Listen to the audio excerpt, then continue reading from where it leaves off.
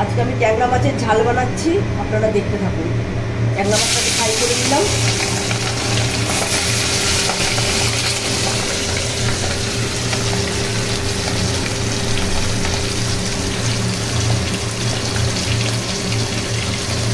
আগে আমি নুন হলুদ মাখিয়ে রেখে দিয়েছিলাম, এখন ভাজছি এটাকে, ট্যাংরা মাছটাকে।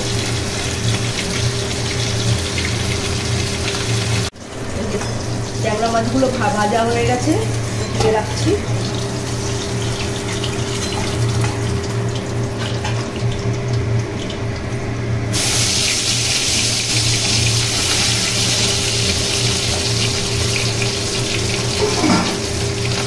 ট্যাংরা মাছগুলো ভাজা হয়ে গেছে, এবার তুলে নিয়েছি। এবার সাদা জিরে ফোড়ন দিলাম এর মধ্যে।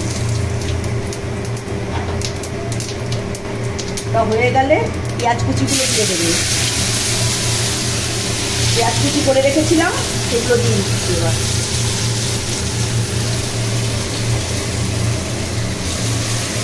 এগুলো এবার ভেজে নেবেন, একটু হালকা লাল লাল যতক্ষণ না হবে ততক্ষণ এটা ভেজে নেবেন, ততক্ষণ অবধি।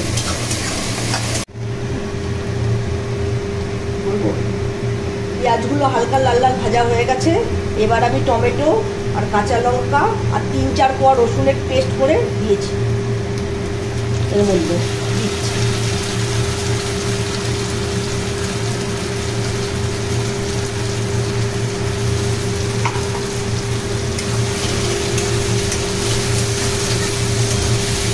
দিয়ে এটা নাড়িয়ে নেবেন একটু।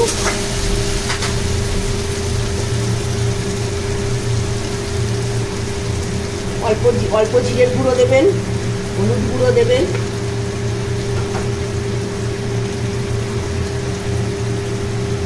কাশ্মীরি লাল লঙ্কার গুঁড়ো দেবেন, নুন দেবেন। দিয়ে এটা নাড়াচাড়া করবেন, যতক্ষণ তেল না ছেড়ে আসে ততক্ষণ এটা কষাতে থাকবেন। হ্যাঁ, তেল ছেড়ে গেছে দেখতে পাচ্ছেন। এবার আমি এর মধ্যে জল দিয়ে দেবো, উষ্ণ গরম জল।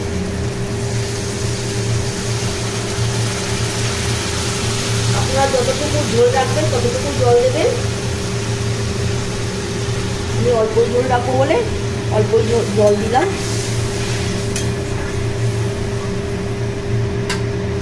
এবার এটা যখন ফুটে যাবে তখন মাছগুলো আমি দিয়ে দেবো।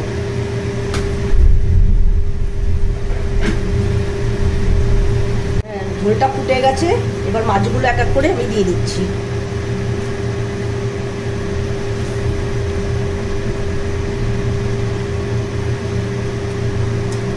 মাছগুলো দেওয়ার পরে একটু ফুটে যাবে,